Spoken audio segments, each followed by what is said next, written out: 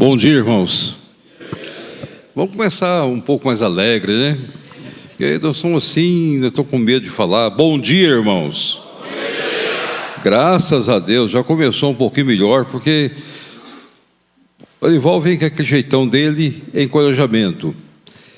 Eu preciso aprender com o Olival a andar sem gravata, mas depois de tantos anos usando gravata, eu já fico até um pouco mais preocupado. Será que um dia eu aparecer sem gravata, o pessoal vai pensar, está um ET ali, não é ele mais.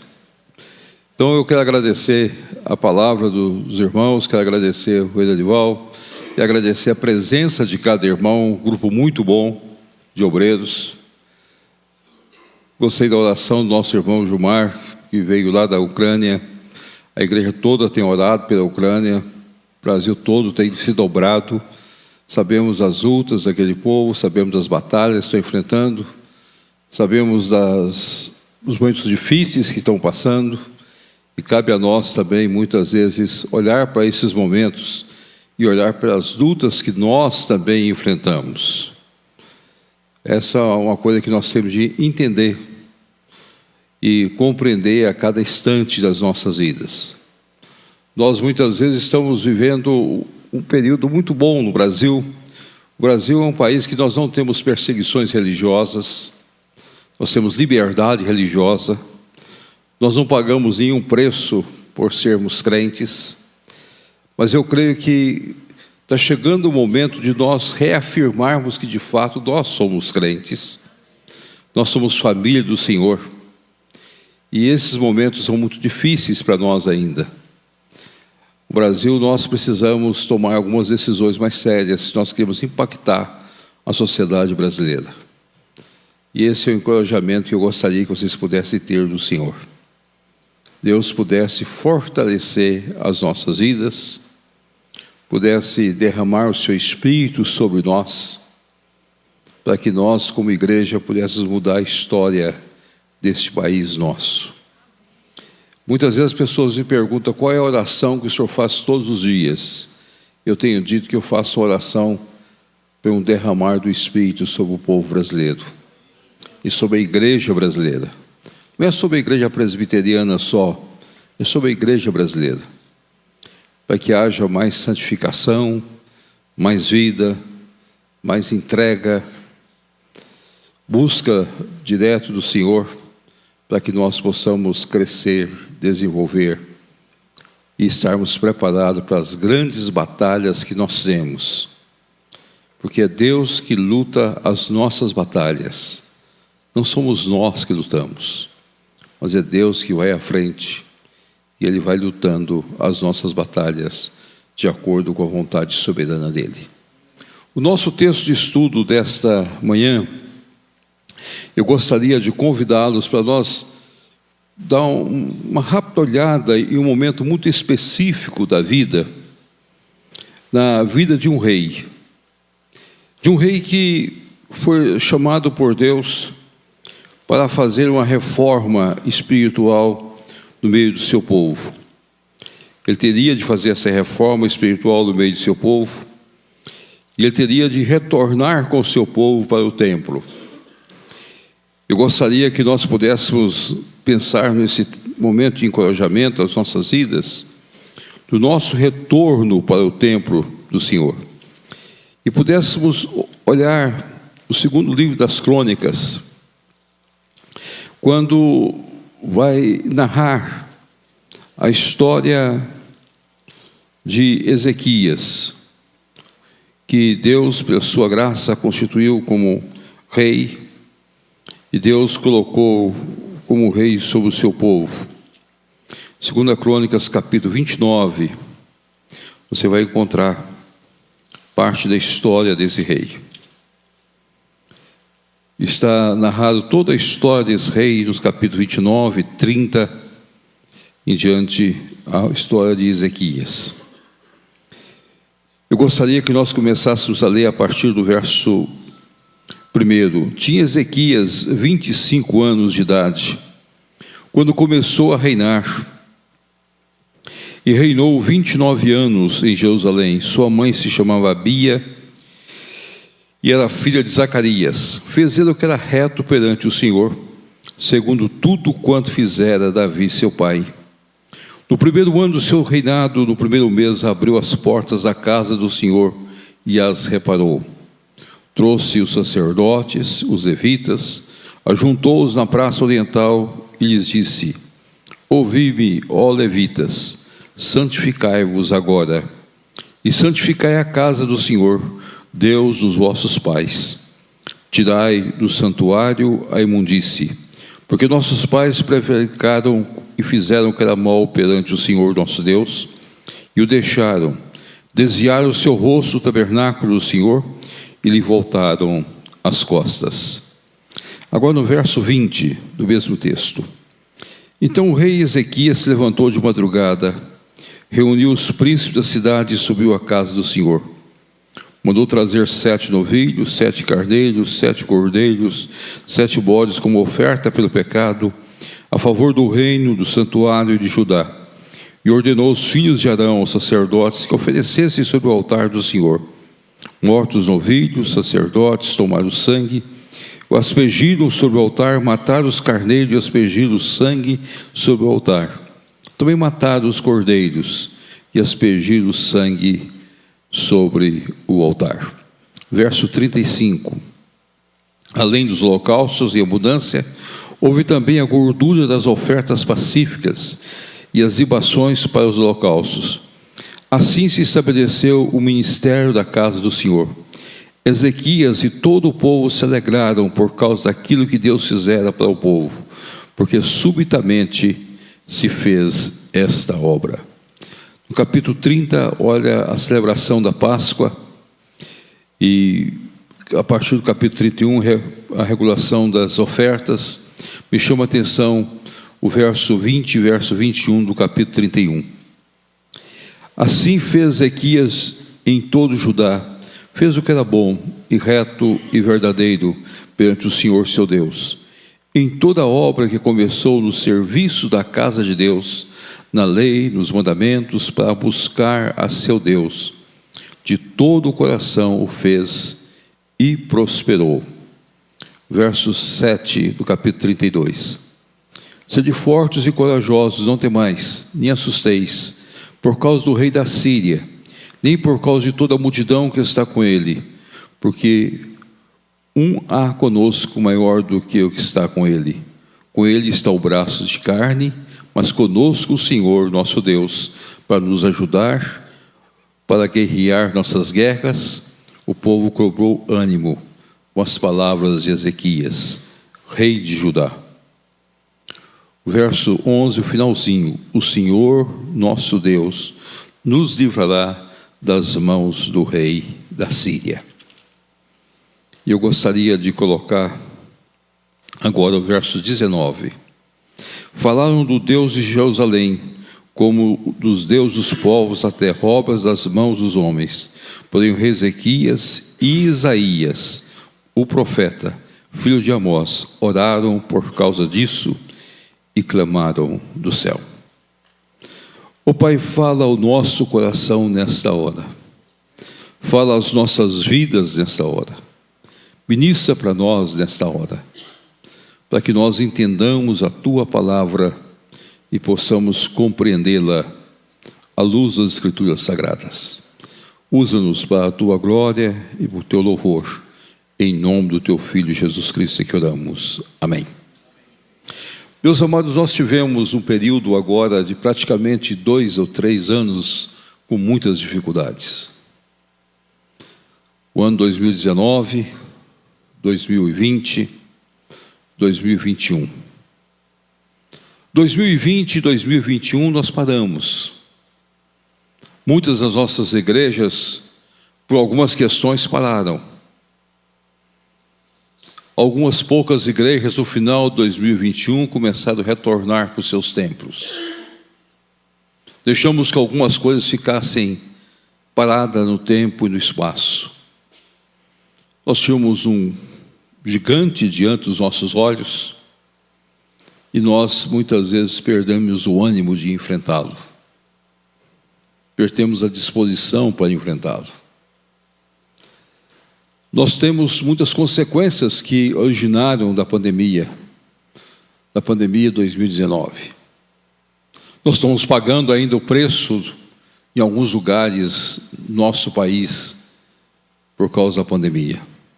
Os jornais fazem questão de todos os dias trazerem o número de pessoas enfermas por causa da pandemia, o número de pessoas que morrem por causa da pandemia.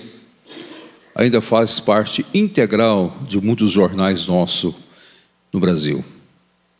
Parece que é para impor medo na população. E muitas vezes nós estamos perdendo aquele ânimo. Nós estamos sentindo que os lares estão mais fechados, as casas estão mais fechadas, as famílias estão mais encolhidas. E nós, obreiros, temos um grande desafio, que é pregar o Evangelho neste momento, neste país nosso. Fortalecer as nossas igrejas. Eu gostaria de dizer para os irmãos que nosso convite nesta hora é de convidar a igreja para retornar para os seus templos. É isso que vai trazer ânimo à igreja. Nós sabemos que o templo, no sentido genérico nosso, é onde nós estamos, que nós somos o templo do Senhor. Mas nós temos o nosso templo, lugar de comunhão, lugar de louvor, de adoração. Ou vamos abrir novos templos para congregar o nosso povo eleito diante do Senhor. Mas a obrigação nossa como obreiros é incentivar, trazer de volta, dizer para o povo: não precisa ter medo, nós podemos ir de volta aos nossos templos. Mas há algumas coisas que vão trazer para a igreja, e eu quero usar esse texto de Ezequias para chamar a atenção dos irmãos. A primeira coisa, meus amados, nós precisamos que cada obreiro tenha a mesma experiência que Ezequias teve na sua vida. Fazer reto perante o Senhor, ter uma vida reta diante de Deus. O ponto central vai começar da sua consagração a Deus. Não adianta nós chamarmos o povo de volta para o templo se eu e você não temos convicções de uma vida com Deus. O exemplo nosso é que vai chamar a atenção do povo. Nós é que impactamos o povo. Nós impactamos as nossas cidades, as nossas famílias, a nossa região, pela postura cristã que nós adotamos, pelo sentido daquilo que nós cremos. Nós precisamos de fato ser líderes nessa hora. O Senhor precisa dar forças a nós, para que nós possamos levantar de onde nós estamos, e olhar, e crer, e fazer aquilo que Deus espera que nós façamos.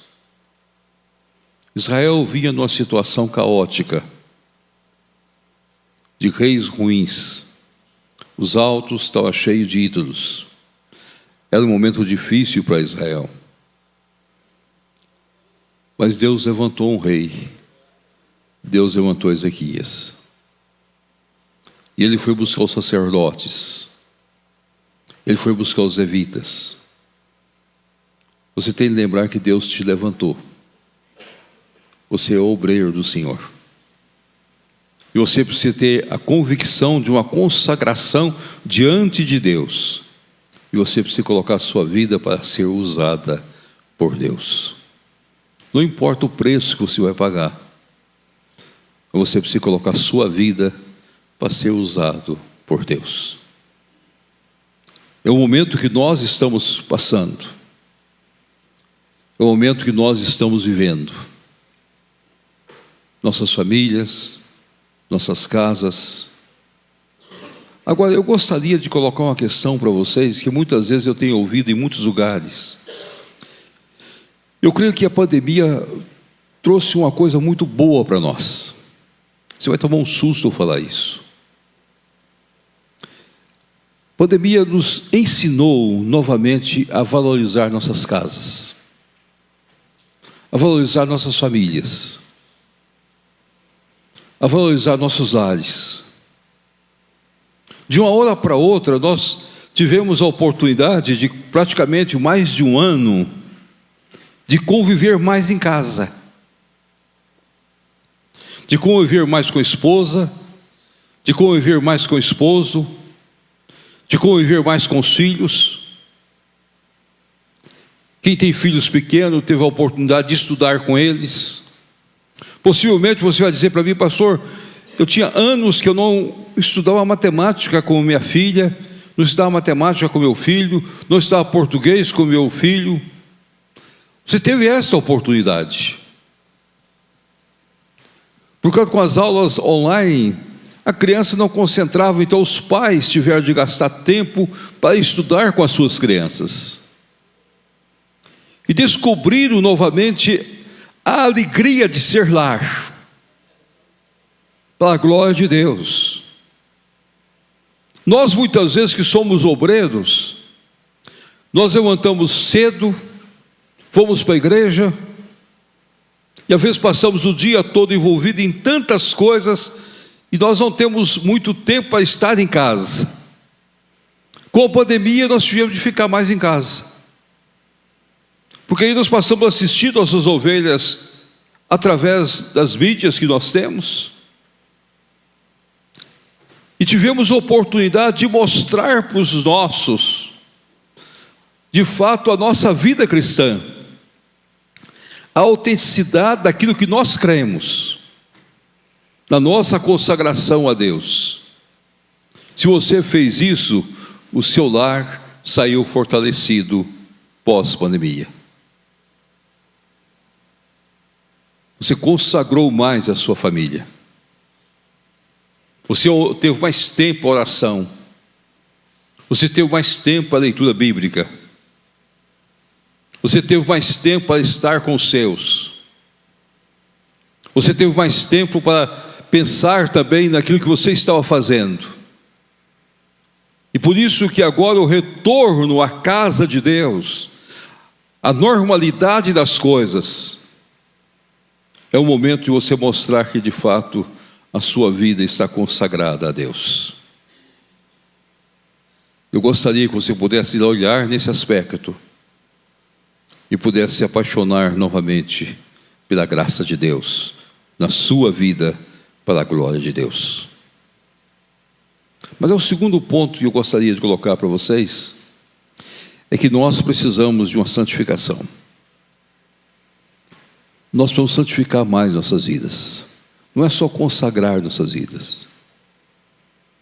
Nós estamos passando um período da história em que nós somos muito questionados como obreiros. E nós precisamos mostrar uma nova visão de obreiros. Em todo lugar do Brasil, em toda a sociedade que nós estamos, e até fora do Brasil, nós precisamos ter uma vida mais santa diante de Deus. Até para nós convivermos com os fatos extraordinários que Deus tem para conosco. Muitas vezes nós estamos deixando de experimentar aquilo que é de extraordinário que Deus está fazendo na história. E nós não compreendemos como que Deus pode mudar a história. Como que Deus pode mudar todas as coisas.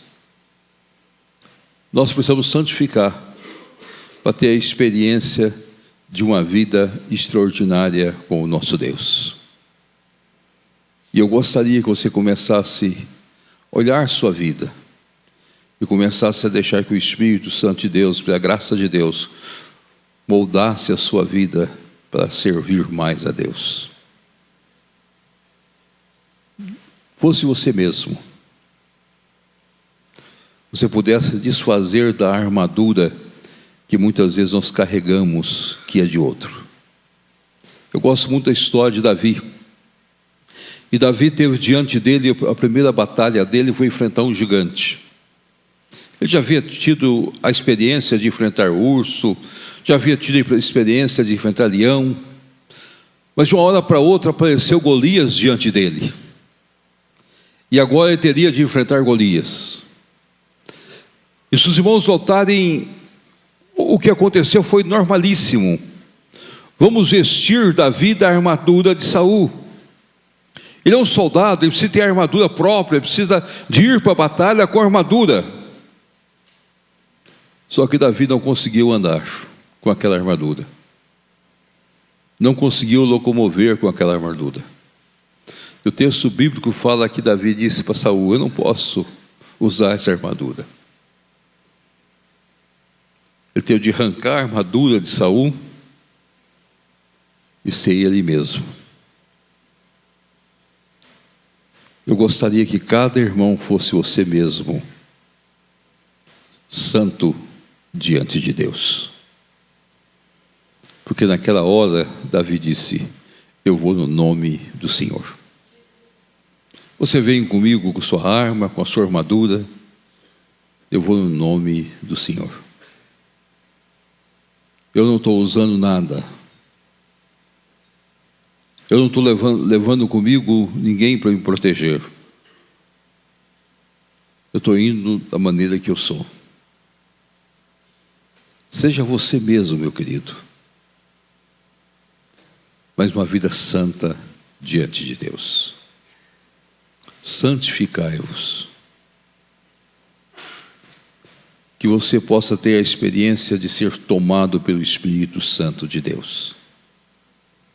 Ser dirigido pelo Espírito Santo da graça de Deus. E do poder de Deus. E se locomover, movido pelo poder do Espírito Santo de Deus. Que a sua igreja possa olhar para você e dizer: meu obreiro, meu pastor, meu missionário, meu plantador, tem uma experiência profunda com Deus. Gaste tempo com Deus. Santifique a sua vida. Pregue a simplicidade da palavra de Deus. Mas pregue a palavra. Vá ao encontro das pessoas com a palavra de Deus. Se eu pudesse dizer uma coisa para vocês, eu iria dizer: deixa a palavra falar o seu coração e fale da palavra às pessoas. Há muitas pessoas que estão começando a falar do que os outros vivem e não do que ele vive. E ela impacta as vidas. Você precisa entender isso. O retorno ao templo leva-nos a ter uma vida santificada, leva-nos a levantar de madrugada para colocar nossas vidas perante o Senhor. Mas o retorno ao templo traz outra coisa interessante, leva-nos a sermos alegres, alegria. Eu gostaria de convidá-los para que você que tivesse uma vida revigorada, você voltasse a sorrir, a sentir alegria. O apóstolo Paulo deixou bem claro que aprendi a viver contente em toda e qualquer circunstância. O aprendizado é demorado. Não foi de uma hora para outra que Paulo aprendeu a viver contente. A gente é só alegre se a gente compreende uma coisa: tudo que Deus faz e tudo que Deus nos dá é perfeito. Eu gostaria que você pudesse olhar Paulo. Paulo escreve uma das cartas mais lindas, que é a carta aos Romanos. E ele descreve o seu desejo de ir a Roma.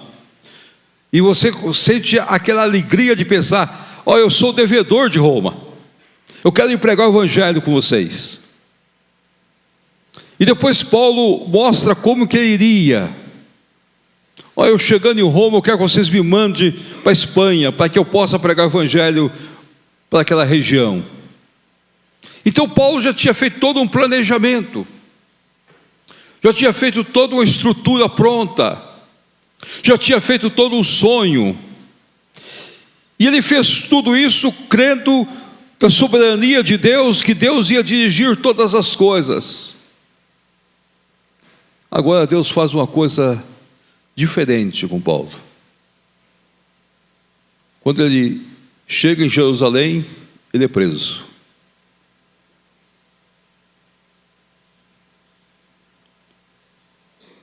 Não precisa de nenhuma igreja enviar Paulo. Ele apela para César e é enviado. Pensa os irmãos, essa situação. Ele poderia questionar a Deus e dizer: Deus, o Senhor é muito engraçado. Como o Senhor faz isso comigo? Eu fiz todo um projeto. Eu criei todas as normas. Eu já tinha igrejas para me sustentar. Já tinha tudo. E o Senhor me manda como prisioneiro para Roma. Aí vem toda uma viagem atribulada. Navio se perde. Situações acontecem. Até que chega em Roma. Olha, ele chega em Roma como prisioneiro. E é de lá que ele escreve todas as suas cartas. E é dessas prisões de Roma que ele escreve a carta mais sublime de alegria que vem de Volume 1 parte hoje. Onde deixa bem claro: alegrai-vos, outra vez digo alegrai-vos, perto está o Senhor. As cadeias para Paulo foi um motivo de júbilo diante de Deus. Nós não sabemos o que Deus tem para nós.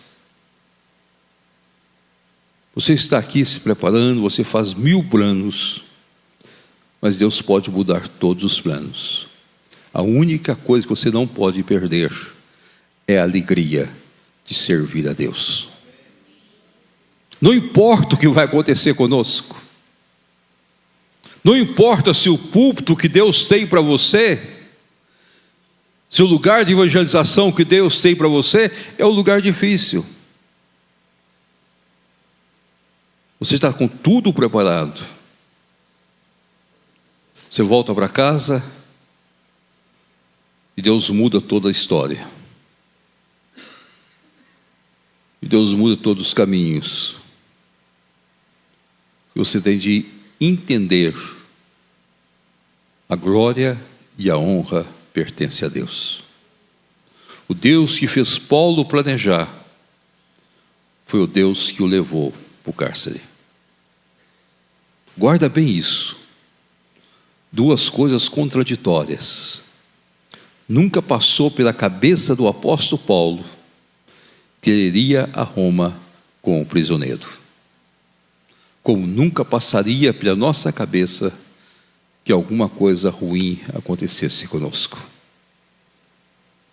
Mas há só a alegria quando eu entendo que tudo que está acontecendo é projeto de Deus para a minha vida. Ezequias chamou o povo de volta para o templo, fez uma reforma em Israel, mudou a história de Israel. Mas Ezequias não sabia que ele ia ser cercado por Senaqueribe, que ele ia enfrentar guerras. E ele poderia questionar a Deus e dizer: Senhor, depois de tudo que eu fiz, depois de ver esse povo, de ver as bênçãos, ver tudo, o Senhor muda a história. Então eu gostaria que você pudesse compreender, para que você seja fortalecido. Você precisa ter uma vida consagrada, você precisa consagrar, santificação, ser você mesmo, e você precisa ter alegria. Essa alegria até na dor, alegria até nas lutas, até nas batalhas, e saber que Deus tem um plano para a sua vida. Pode parecer que alguns de vocês voltem amanhã ou depois da manhã, chega na sua cidade, o conselho reúne e diz: pastor, quem são pastores aqui? Levante a mão. Quase todo mundo. Graças a Deus. Você chega lá, o conselho fala assim: meu querido, nós estamos dispensando você. Aí você vai dizer: mas depois que eu me preparei, depois que eu fiz o curso, depois que eu voltei alegre, Agora o conselho manda eu embora. Meus queridos, você não sabe se Deus tem um lugar para você plantar outra igreja para a glória dEle, para o louvor dEle, para a honra dEle. Deus usa até as incompreensões dos homens. Nunca pensa que alguma coisa da sua vida é ruim. Entenda todas as coisas com o propósito da graça de Deus. Vamos guardar essa frase? Nunca pensa que as coisas são ruins. Todas as coisas com o propósito de Deus. Ah, mas eu perdi meu ministério. Eu tenho 80% da igreja. Eu tenho 90% da igreja. E o conselho reuniu e me dispensou. Dê graças a Deus. E sai cantando, jubiloso. Porque Deus há de usá-lo para a glória dEle. Agora, se você sair triste, você não vai aproveitar o que Deus tem para você.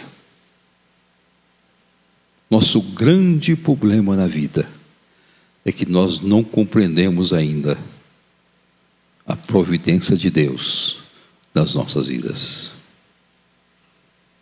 E nós não experimentamos os extraordinários de Deus. O que Deus tem de extraordinário para nós? O que Deus tem de diferente para nós? Nós precisamos compreender isso. E nós precisamos colocar isso perante o Senhor. A quarta coisa que eu gostaria de chamar a atenção de vocês, e pode parecer interessante você entender o verso 21. E todo o coração o fez e prosperou. Deus tem abundância para nós. Deus tem abundância para nós. A única coisa que Deus fez conosco é nos mostrar que Ele não dá para nós antes da nossa necessidade. Deus dá para nós durante a nossa necessidade. Em tudo já fui suprido. Lembra desse texto de Paulo? Aprendi a viver em toda circunstância. Tive fartura, tive falta, mas tudo posso naquele que me fortalece. Nosso grande problema, meus amados, é que nós gostaríamos que Deus desse para nós antes das nossas necessidades. Não. Deus dá durante as nossas necessidades.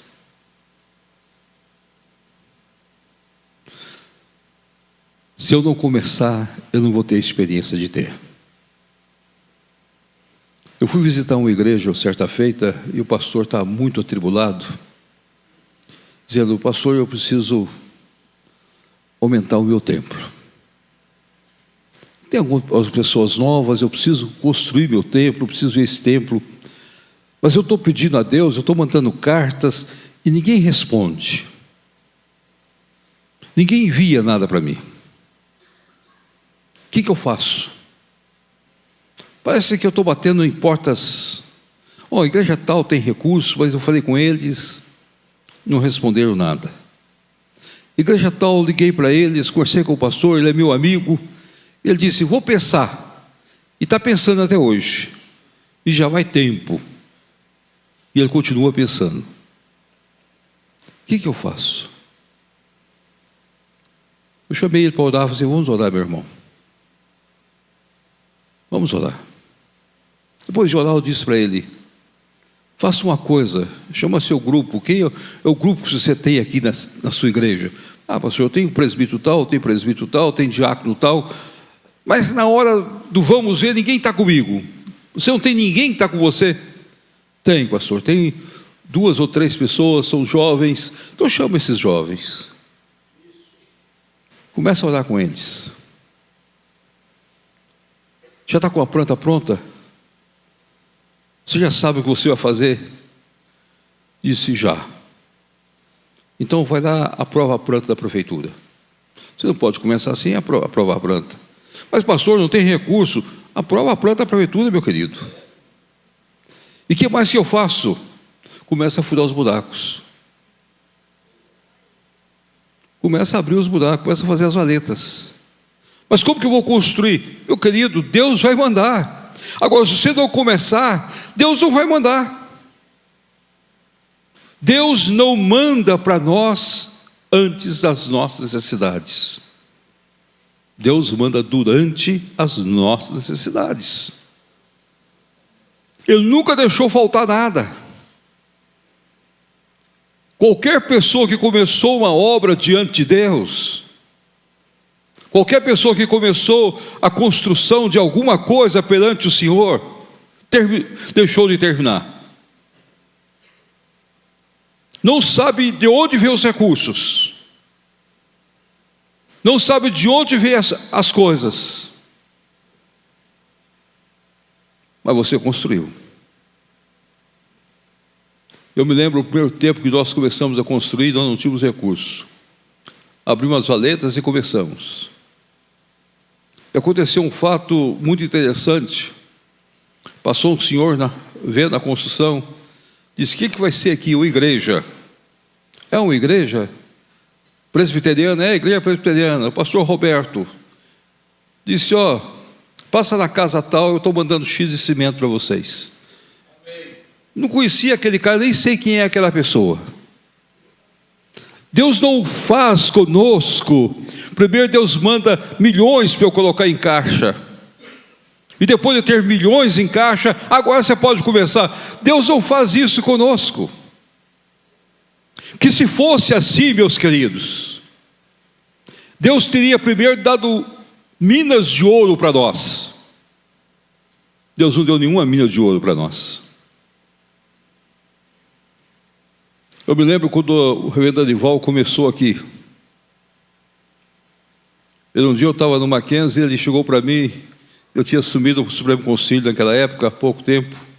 Ele chegou e disse: há um terreno da igreja que serviu ao Mackenzie por um certo período. Eu quero construir um templo lá. Mas eu não tenho recurso, mas eu quero construir um templo lá.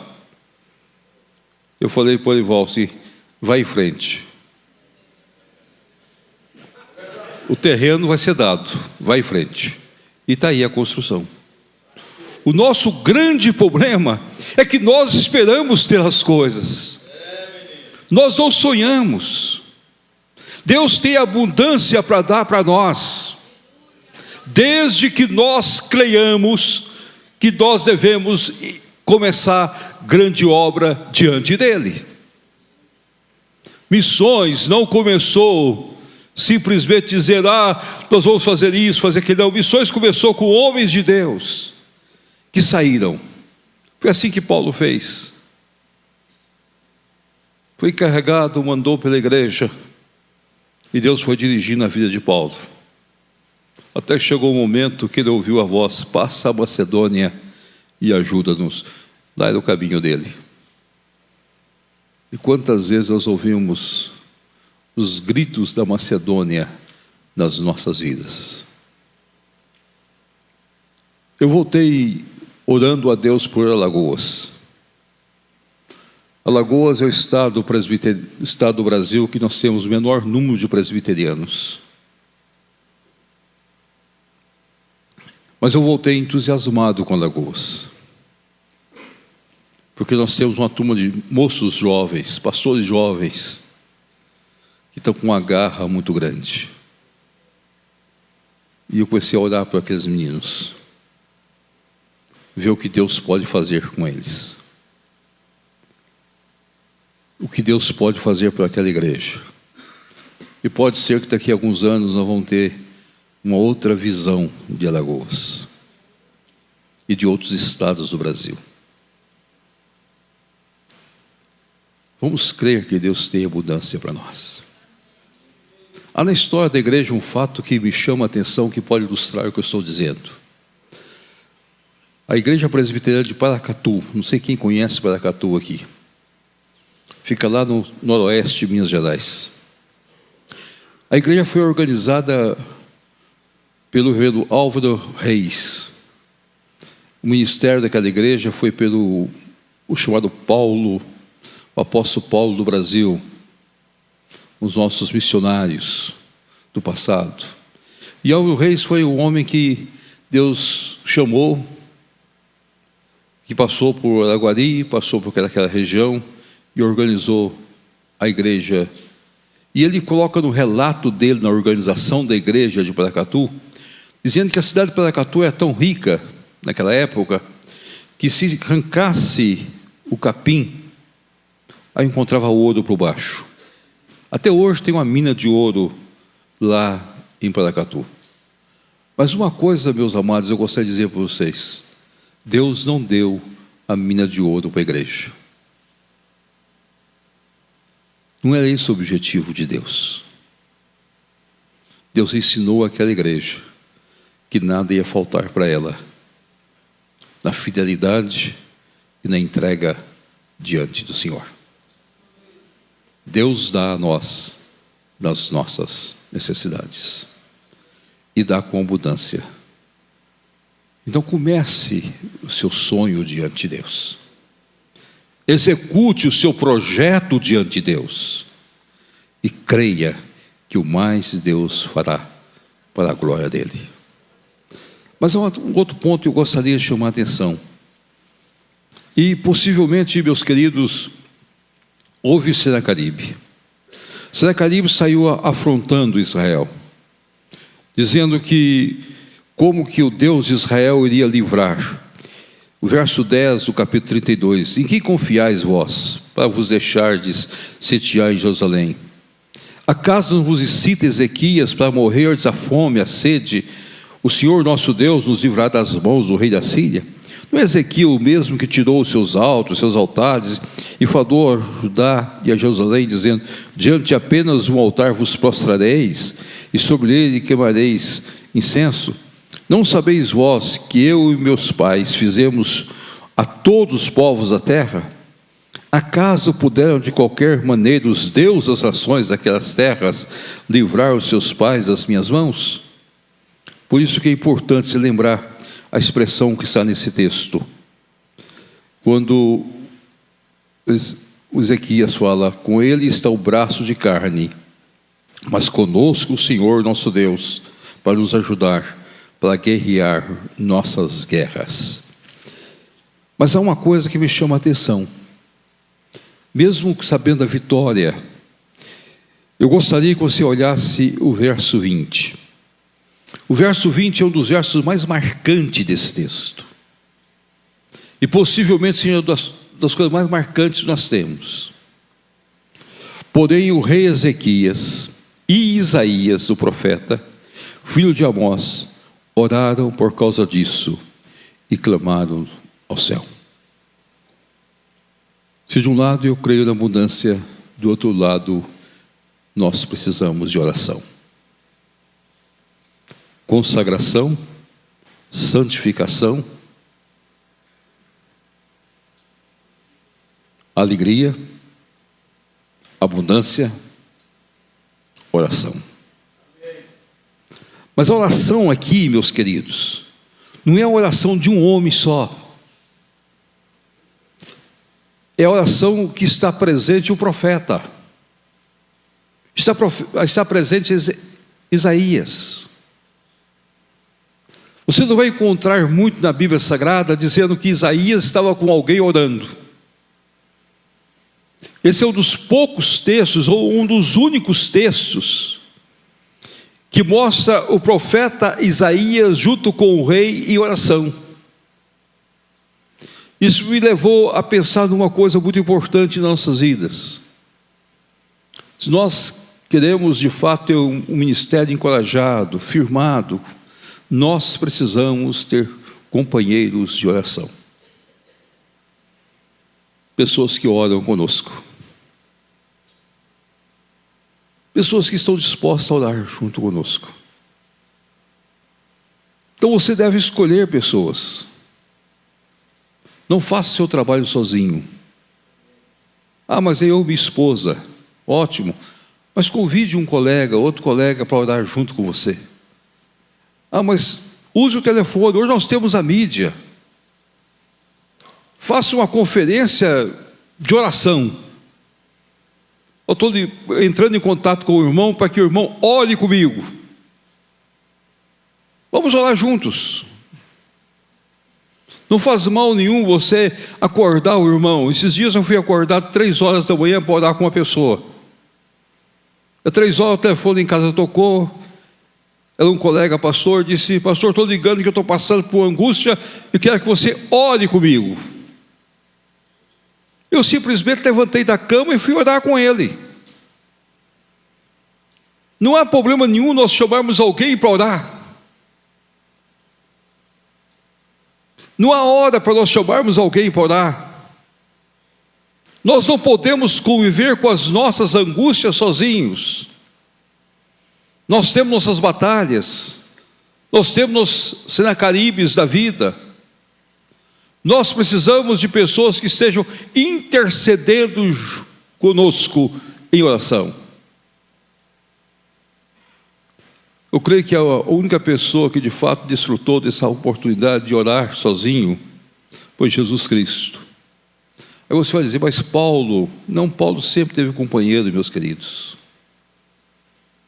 E Paulo chegou um momento que ele disse: eu gostaria que a igreja orasse comigo nas minhas lutas. Não sei se você já lembra desse texto.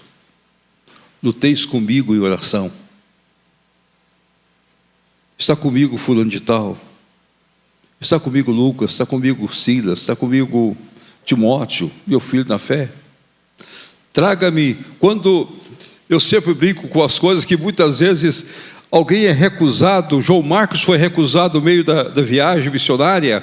Paulo achou João Marcos muito fraco, achou que ele estava muito novo, e tinha de ir embora com Barnabé. Barnabé cuidou de João Marcos, mas chegou um momento da vida que Paulo fez uma coisa: traga-me agora João Marcos, não sobrou ninguém, traga-me João Marcos. Vocês viram isso lá? Traga-me João Marcos, não tem mais ninguém, então João Marcos serve. Traga-me João Marcos. Traga-me Osílvas, traga-me João Marcos. Nós precisamos de ter companheiros de oração. Não sofra sozinho. Não passe o vale das lágrimas sozinho. Não enfrente os Senacaribes da vida sozinho. Chame pessoas para estar com você, para junto com você lutar em oração. Vida de oração. Esses 5 pontos eu gostaria de deixar para vocês. Esse encorajamento, esse retorno ao lar, retorno à casa de Deus. Nós precisamos retornar à casa de Deus. Se você fizer do seu conselho lugar de oração, em vez de ser um lugar de decisões, você vai crescer muito mais. É pena que nós reunimos o conselho só para tomar decisões. Nós não temos o conselho reunido para orar. Nós precisamos de orar mais. Convido os presbíteros para gastar um dia em oração. Convido os diáconos para gastar um dia de oração. Ore com as pessoas. Coloque os seus sonhos diante de Deus e comece a orar. Convida sua esposa e seus filhos para orarem. Nós precisamos orar mais. Mas nós não podemos ficar sozinhos.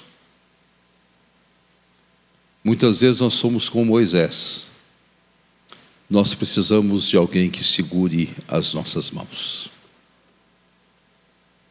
Às vezes você vai ficando fraco, cansado, você precisa de alguém que segure as suas mãos. Você precisa de alguém que possa você apoiar as suas mãos quando estiver orando. Então tenha companheiros de oração. pessoas que orem diariamente, que vigiem nas brechas para a glória de Deus. 5 coisas eu gostaria que você saísse daqui lembrando: consagração, santificação, alegria, abundância, Deus dá nas nossas necessidades, e oração. Tenha companheiros de oração, e os Senacaribes da vida serão vencidos para a glória de Deus.